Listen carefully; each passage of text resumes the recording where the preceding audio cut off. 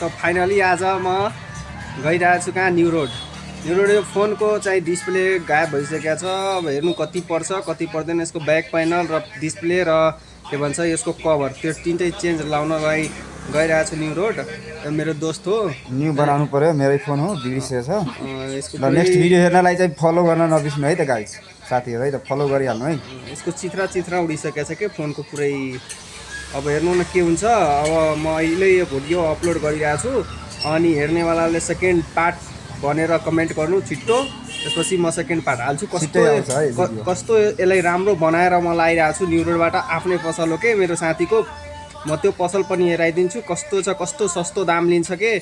यस्तो कर्भ डिस्प्लेको हेर्नु पहिला।